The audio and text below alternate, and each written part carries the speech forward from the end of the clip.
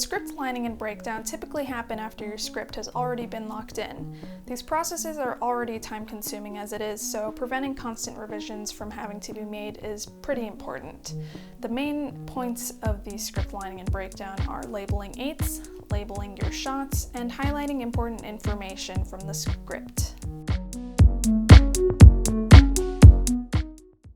The script is first broken down into eights. The point of eights is to help estimate the timing of a scene for scheduling, and it overall just adds extra precision. Each page is about 8/8, or 1. One page is about a minute of film, making 1/8 about 8 seconds.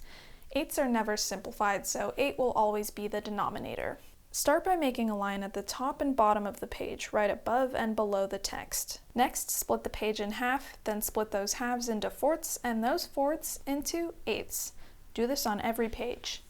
Now total the eighths for each scene and mark them at the end of the scene. If you go over 8/8 in a scene, you can either take out the 1, making 1 3/8 for example, or you can leave the bigger number up top and leave it improper.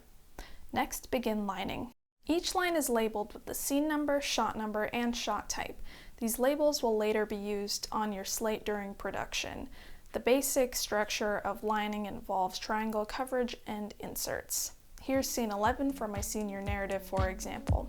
The scene starts with the master shot labeled 11A wide shot and lines down the page to the very end of the scene. Next, singles 11B close-up and 11C close-up are marked and lined to the end of the dialogue. Before moving on, zigzags are marked during reactionary periods, so for Remy while Barry speaks and for Barry while Remy speaks. Inserts are then added to call attention to smaller details within the scene from a different and closer angle. Lining can be quite tedious, especially if you have a film like mine which involved a lot of intercutting, so you might end up with a script like this. Now the script is broken down. A color coding system is used to label parts of the script regarding cast members, extras, stunts, vehicles, props, special effects, costumes, makeup, livestock, animal handler, music, sound, set dressing, greenery, special equipment, security, additional labor, and optical effects. These are both the labels and the colors used by Final Draft Tagger, but you probably won't be needing every single label for your script. Labeling seems quite simple on the surface, but some critical thinking does need to be done. Here's scene 3 for my senior narrative, for example. Remy is a cast member, is walking up the trail.